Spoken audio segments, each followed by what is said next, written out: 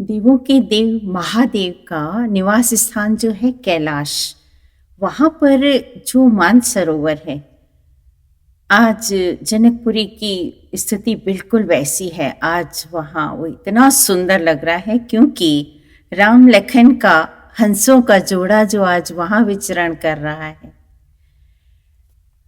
जनकपुरी के सारे नर नारी मंत्रमुग्ध हुए जा रहे हैं उनको देख देख कर। तुलसीदास जी ने इसका बड़ा ही सुंदर वर्णन किया है, सुनते हैं।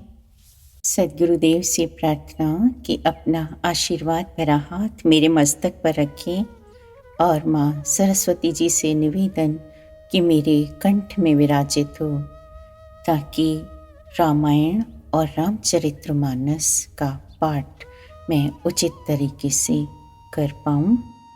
लक्ष्मण जी के हृदय में बड़ी लालसा है कि जाकर जनकपुर देख आएं, परंतु प्रभु श्री रामचंद्र जी का डर है और फिर मुनि से भी तो सचाते हैं, इसलिए प्रकट में कुछ नहीं कहते। श्री रामचंद्र जी ने छोटे भाई के मन की दशा जान ली, तब वे गुरु से आज्ञा लेकर और फिर भाई लक्ष्मण को साथ लेकर दोनों नगर भ्रमण के लिए निकल पड़े। दोनों भाइयों को पीले रंग के वस्त्र हैं, कमर के पीले दुपट्टों में तरकस बंधे हैं, हाथों में सुंदर धनुष बाण सुशोभित हैं और सुंदर चंदन की खौर लगी है। सांवरे और गोरे बड़ी मनोहर जोड़ी लग रही है। सिंह के समान पुष्ट गर्दन, गले का पिछला भाग, विशाल भुजाएं, चौड़ी छाती पर अत्यंत सुंदर गजमुक्ता की माला, सुंदर लाल कमल के समान नेत्र, तीनों तापों से छुड़ाने वाला चंद्रमा के समान सुंदर मुख है। कानों में सोने के फूल बहुत सुंदर लग रहे हैं और देखने वालों के मन को मानो चुरा लेते हैं। तो जैसे ही नगरवासियों ने ये समाचार सुना कि दोनों राजकुमार नगर देखने के लिए आए हैं, तब तो वे सब घर बार काम काज सब छोड़कर ऐसे दौड़े मानो कि धन का खजाना लूटने दौड़े हों। स्वभाव से ही सुंदर दोनों भाइयों को देखकर वे लोग नेत्रों का फल पाकर सुखी हो रहे थे। उनको लग रहा था कि आज तो बस हमारे नेत्र हैं, तो आज हमने उनका फल पा लिया, सफल हो गए हमारे नेत्र। युवती स्त्रियां घर के झरोखों से लगी हुई ऐसे देख रही थी, प्रेम सहित श्री रामचंद्र जी के रूप को निहार रही थी। वे आपस में बड़े प्रेम से बातें कर रही हैं। हे सखी, देवता, मनुष्य, असुर, नाग और मुनियों में ऐसी शोभा तो हमने कभी न देखी न सुनी है। सुन रही सखी, भगवान विष्णु के 4 भुजाएं हैं, ब्रह्मा जी के 4 मुख हैं, शिव जी का तो विकट भयानक वेश है। ये उनमें से तो कोई लग ही नहीं रहे और ना ही कोई दूसरा ऐसा देवता हमने सुना है जिनकी सुंदरता से इनकी तुलना कर सकें। तब एक दूसरी सखी बोली, हे सयानी, मैंने सुना है, उसको सुनो। ये दोनों राजकुमार महाराज दशरथ जी के पुत्र हैं। बाल राजहंसों का सा सुंदर जोड़ा है ये मुनि विश्वामित्र के यज्ञ की रक्षा करने वाले हैं। इन्होंने युद्ध के मैदान में राक्षसों को मारा है। दोनों भाई ऋषि विश्वामित्र का काम करके और रास्ते में मुनि गौतम की स्त्री अहिल्या का उद्धार करके फिर यहाँ धनुष यज्ञ देखने आए हैं। यह सुनकर तो सारी स्त्रियां खुश हो गईं। श्री रामचंद्र जी की छवि को देखकर कोई दूसरी सखी कहने लगी, यह वर तो जानकी के योग्य ही है। हे सखी, यदि राजा इन्हें देख लें तो प्रतिज्ञा तोड़कर हठपूर्वक इन्हीं से ही जानकी जी का विवाह करा देंगे। किसी ने कहा, राजा ने इन्हें पहचान लिया है और मुनि के सहित इनका खूब आदर किया है, परंतु हे सखी, राजा अपने प्रण पर अड़े रहने की बात नहीं छोड़ते। कोई कहती हैं, यदि विधाता भले हैं और सुना जाता है कि वे सबको उचित फल देते हैं, तो जानकी जी को तो यही वर मिलना चाहिए। हे सखी, इसमें संदेह नहीं है। जो देवयोग से ऐसा संयोग बनाया है, मुझे तो बहुत खुशी हो रही है कि अगर जानकी जी का विवाह इनके साथ हो जाए तो हम तो धन्य धन्य हो जाएंगी, क्योंकि इसी नाते वे हमारे नगर में आते जाते रहेंगे। और अगर नहीं हुआ विवाह तो सुनो सखी, हम तो इनको कभी देख भी ना पाएंगे, इनके तो दर्शन ही दुर्लभ हो जाएंगे। यह संयोग तो तभी हो सकता है ना जब हमारे पूर्वजन्म के कोई पुण्य हो।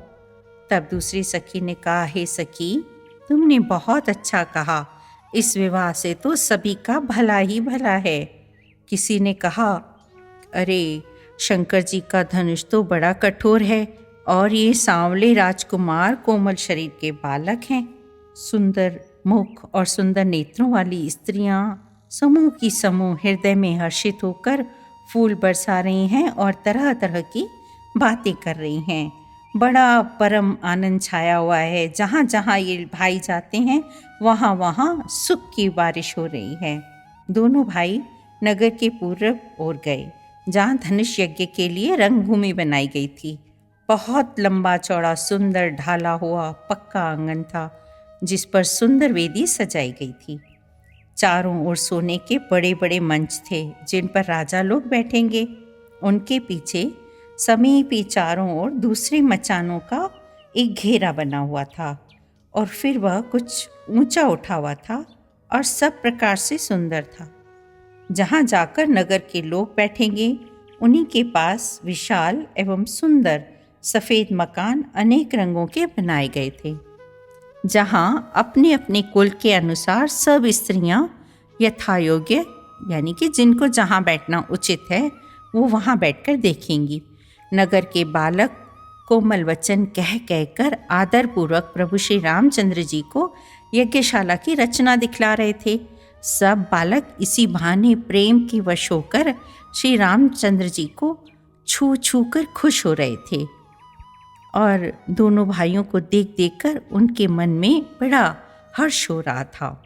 रामचंद्र जी ने सब बालकों को प्रेम के वश जानकर यज्ञ भूमि के स्थानों की बार बार प्रशंसा की। इससे बालकों का उत्साह और आनंद और प्रेम सब बढ़ने लगा। इस प्रकार सब विचित्र रचना देखकर वे गुरु के पास चले।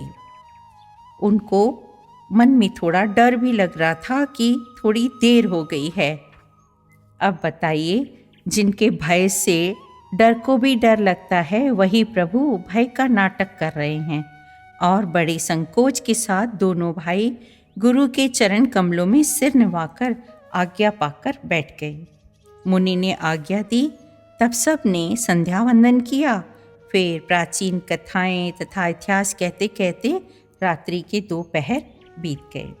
तब श्रेष्ठ मुनि ने जाकर शयन किया और दोनों भाई उनके चरण दबाने लगे। मुनि ने बार बार आज्ञा की, तब श्री रघुनाथ जी ने जाकर शयन किया। जगत के स्वामी सुजान श्री रामचंद्र जी सुबह गुरु से पहले ही उठकर बैठ गए। सुबह उठकर उन्होंने मुनि को मस्तक नवाया और पूजा का समय जानकर गुरु की आज्ञा पाकर दोनों भाई फूल लेने चले। उन्होंने जाकर राजा का सुंदर बाग देखा, जहाँ वसंत ऋतु लुभाकर रह गई हैं। मन को लुभाने वाले अनेक वृक्ष हैं। नए पत्तों, फलों और फूलों से युक्त सुंदर वृक्ष अपनी संपत्ति से कल्प वृक्ष को भी लजा रहे हैं। पपीहे, कोयल, तोते, चकोर आदि पक्षी मीठी बोली बोल रहे हैं और मोर सुंदर नृत्य कर रहे हैं।